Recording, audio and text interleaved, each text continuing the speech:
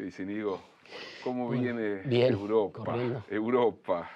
Europa. Pues Europa medio, por una parte medio agotada, yo Mm. creo, o sea, como en el cierre también de una parte, de un ciclo, y peleando como contra el cinismo, peleando como contra la resignación y contra la idea de que Europa había tocado techo, había agotado ya como su evolución histórica y ya lo que quedaba era una especie de tiempo plano de la gestión en Europa, en la que lo que podía haber era matices técnicos en un sentido o en el otro, pero que en lo fundamental Europa ya había hecho su historia y que las emociones o los grandes momentos o la participación popular en política era una cosa, digamos, hermosa de los libros de historia, pero que nosotros ya en nuestra madurez habíamos superado y que ahora llega, me parece, a un cierto callejón sin salida, toda vez que al proyecto europeo de las élites y de las oligarquías financieras le sobra una buena parte de su población.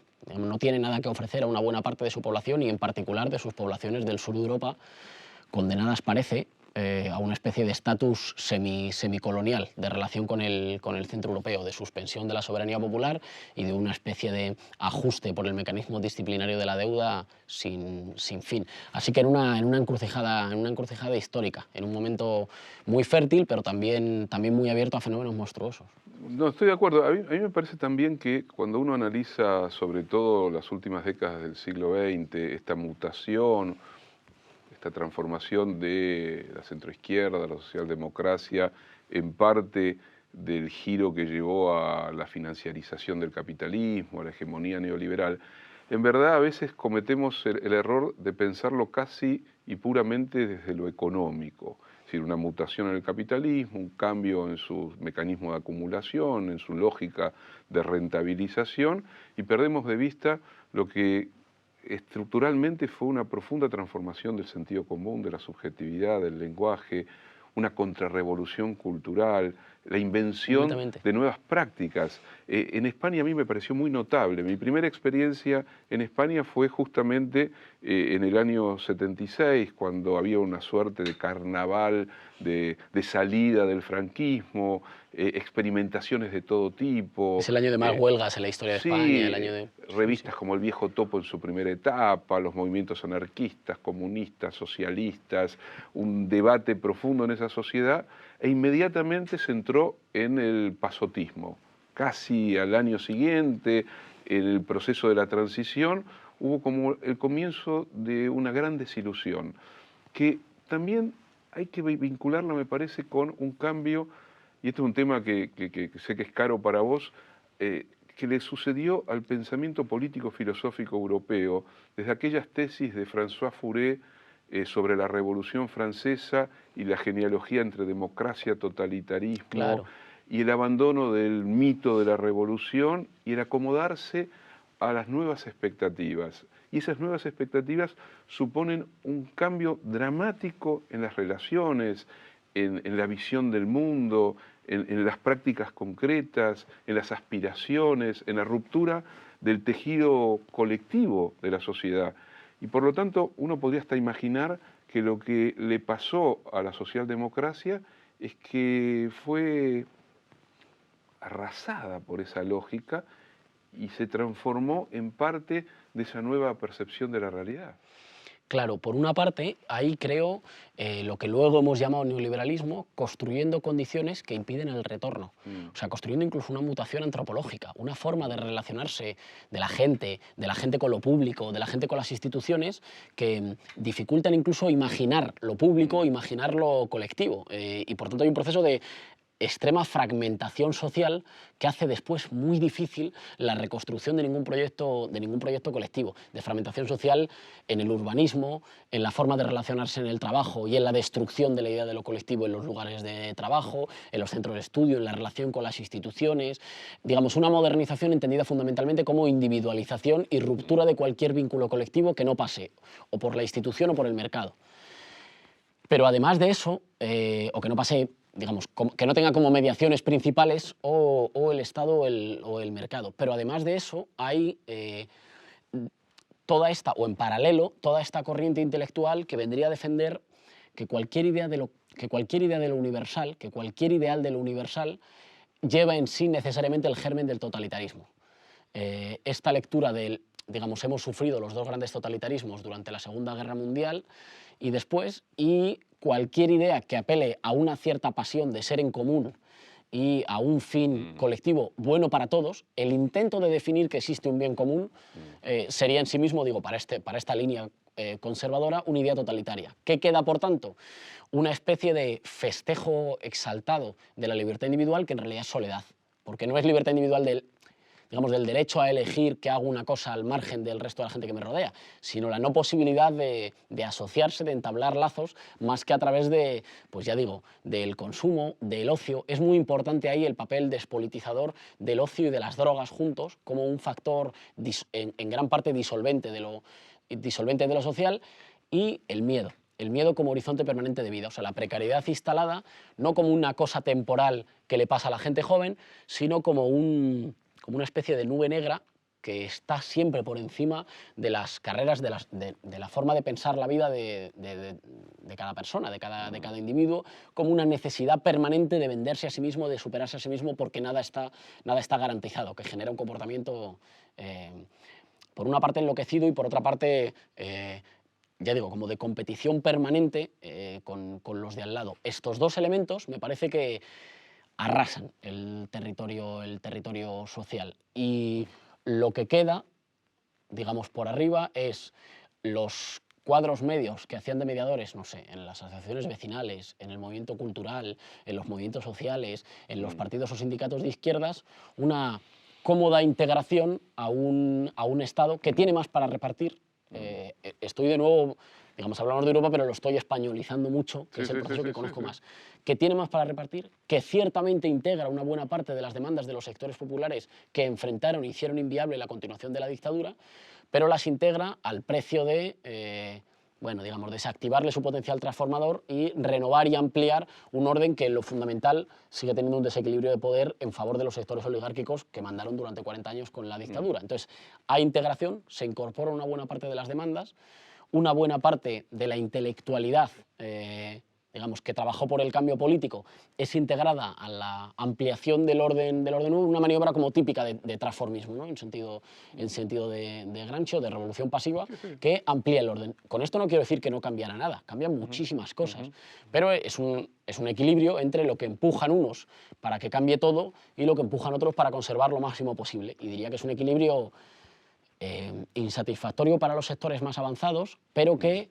dibuja un orden, un sistema político y social, un régimen que durante 30 años está vigente en España y que hoy me parece que está en una situación de crisis orgánica. A mí me sorprendió en parte cuando estalló el 15M, la experiencia de los indignados.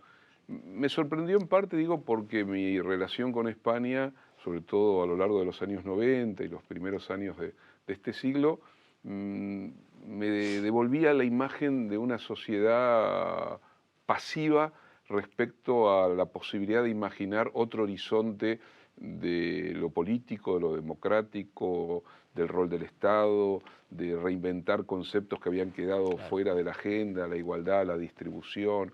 Una España, digamos, cuentapropista moral en un punto, para llamarla de alguna manera, ¿no? Donde cada uno, como vos decís, miraba en parte su ombligo, su carrera, atravesada por cierto miedo a perder el privilegio de ser parte del sistema.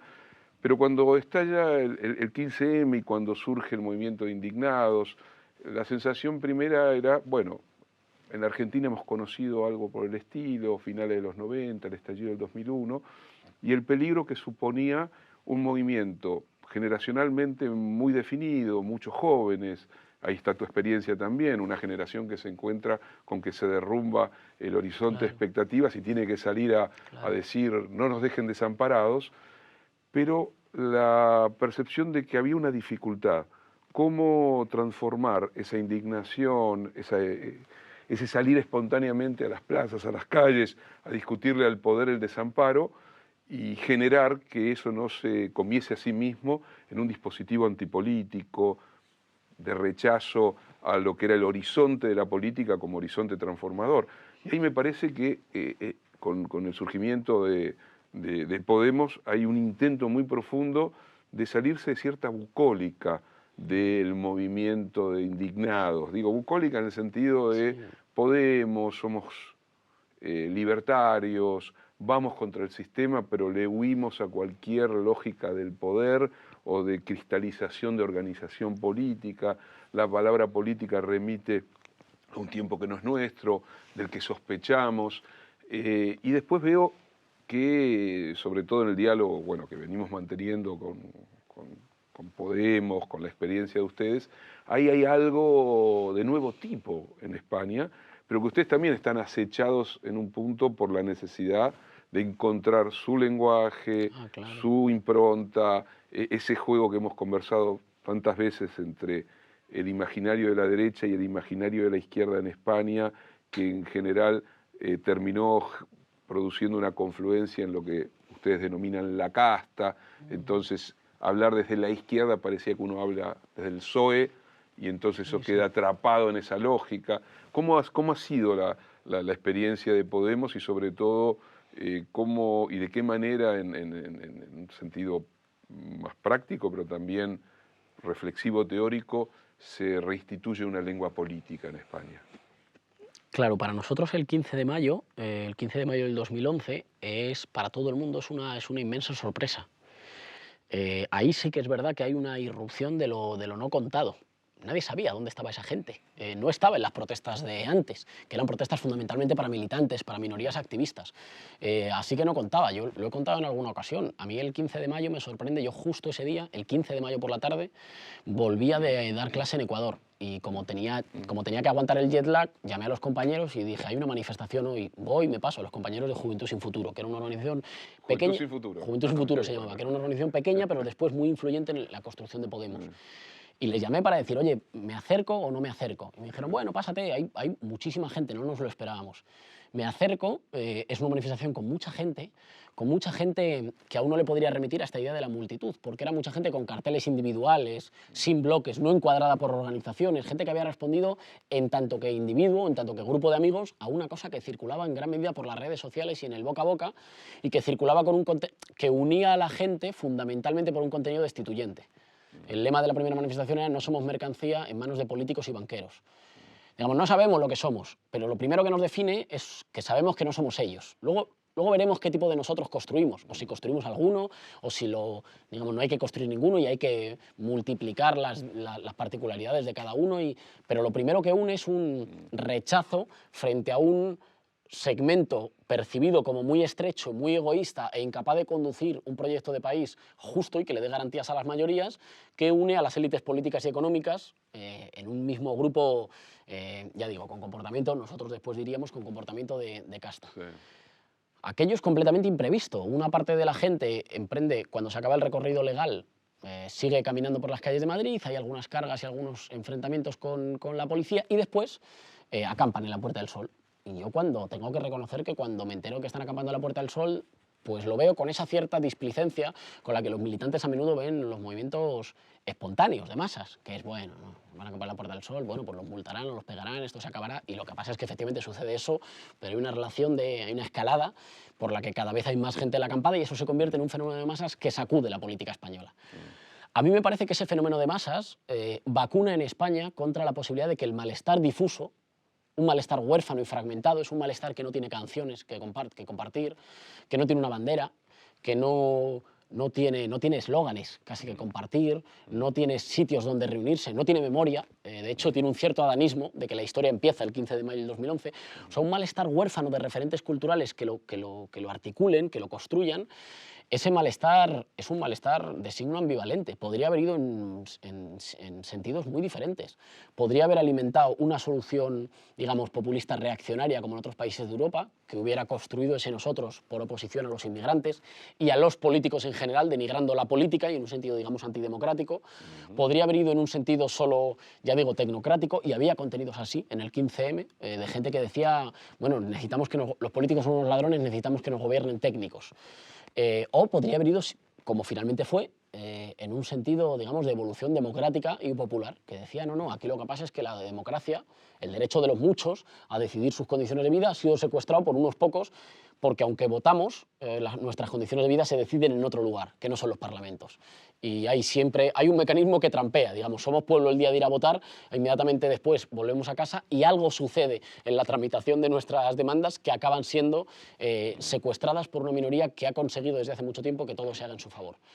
Ahora, ese movimiento no es capaz de alterar los equilibrios de poder en el Estado español.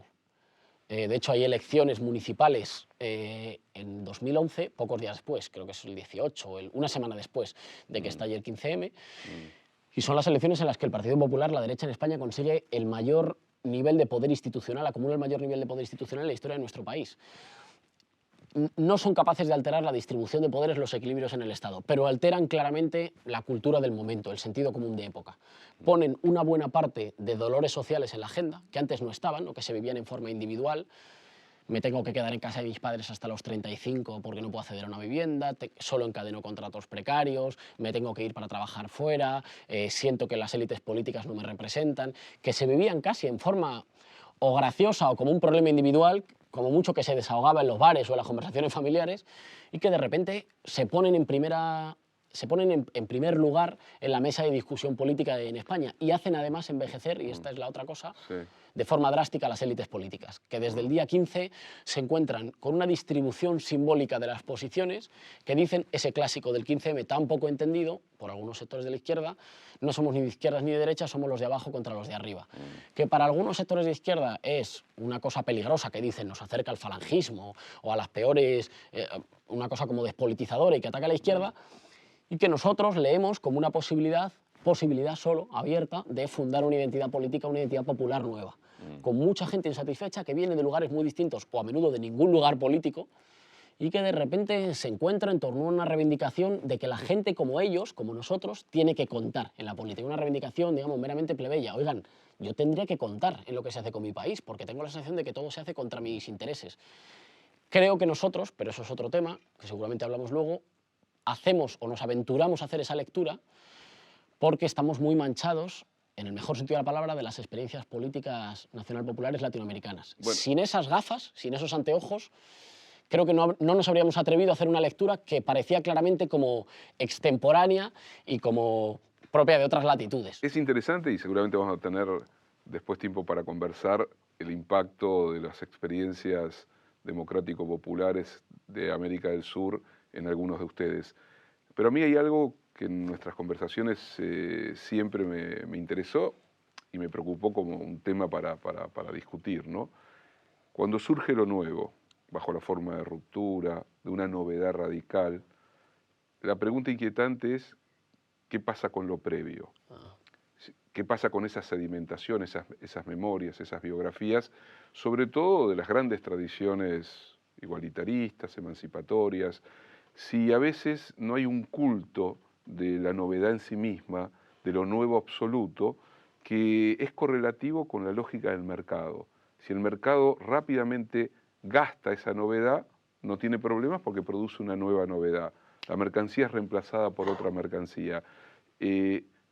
No puede haber un deslizamiento, por ejemplo, de una experiencia como la que surge de los indignados y que después metaboliza en Podemos. No puede haber un deslizamiento a gastarse todo en el reclamo de la pureza de la novedad, que después se vuelve vieja inmediatamente y queda sin nada, porque no tiene memoria previa. Claro. Es muy interesante lo que dices. Yo tendría una respuesta contradictoria. En realidad tendría una respuesta del sí y una respuesta del no. La respuesta del sí diría, en la medida en que es un descontento deshecho, inorgánico y culturalmente huérfano, y que nosotros lo que hacemos es lanzar una iniciativa que intente articularlo también desde arriba en la competición electoral, competimos en un terreno construido por el adversario.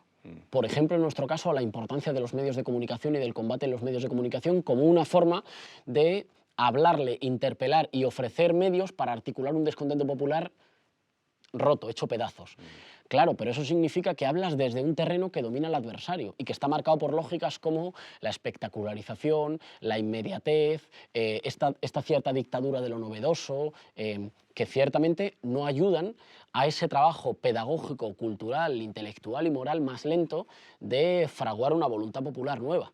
Y claramente ahí hay que moverse en la contradicción de, digamos, batallar en un terreno que domina al adversario, el adversario te cita en el terreno que él prefiere y ese terreno a ti te transforma también, ciertamente, y al mismo tiempo intentar, digamos, aprovechar ese terreno sin el cual claramente no habríamos existido, sin dejar de hacer en un carril, si quieres más lento, menos vistoso, ese tipo de transformaciones que vas a necesitar para no depender siempre de las lógicas del adversario. Pero es verdad también que el 15M viene a pues hace una cosa, no querría extralimitarme en la comparación, pero hace una cosa un poquito similar a lo que hace el 68 con una parte de la cultura y las tradiciones de la izquierda, que es que las sacude de forma muy irreverente. En este caso no con un aparataje o con un andamiaje ideológico y conceptual muy fuerte, pero la sacude diciendo, miren, si esto no vale para la defensa de la gente común, si esto no vale para la defensa de mis necesidades y de mi derecho a una vida un poco menos marcada por el miedo y por la carencia y más marcada por las garantías o por la libertad y por la igualdad,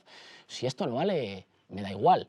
Y lo digo yo que provengo familiar, políticamente, de una cultura, digamos, político-militante muy marcada. Contra la dictadura y después digamos, en el compromiso político por un país más justo.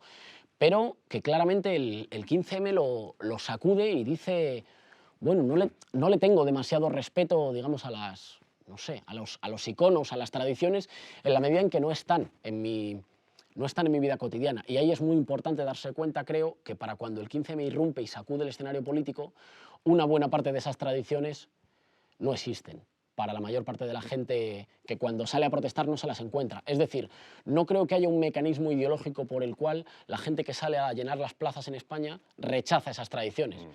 Simplemente no le dicen nada, no están en sus lugares de trabajo. O sea, por ejemplo, cuando decimos rechazan a los sindicatos, eso es ambivalente, porque rechaza una cierta degeneración burocrática en una parte, pero también... No te entiendo. Quizás ahora, en el segundo bloque de este programa, cuando vayamos hacia las experiencias de América Latina, quizás ahí podemos jugar un poco en espejo, porque ahí sí que hay matrices, raíces, herencias, pero también rupturas y novedades, a ver cómo se compaginan ambas cosas, ¿no? Claro. Estoy convencido que la reflexión que estás construyendo sobre la realidad española tiene una espesura que nos obliga a pensar todo ese dispositivo de la memoria, el pasado, el presente, la novedad, la ruptura. Quizás cuando conversemos sobre América Latina y particularmente las experiencias que surgieron en América del Sur, allí se dieron combinaciones donde las raíces, las biografías, las tradiciones político-ideológicas, los movimientos previos han tenido una participación intensa en la novedad, pero también ha surgido la diferencia y la ruptura. Ahí podríamos comparar qué es lo propio de América Latina en esta circunstancia histórica y qué es la novedad o no de lo que están trayendo los movimientos políticos de ruptura en Europa. Sin duda, y los fenómenos nunca se pueden copiar.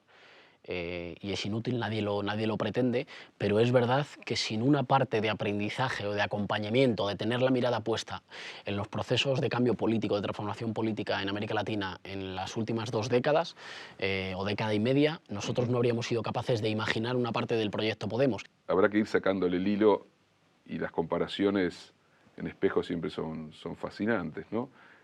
Seguramente vamos a poder continuar esta conversación.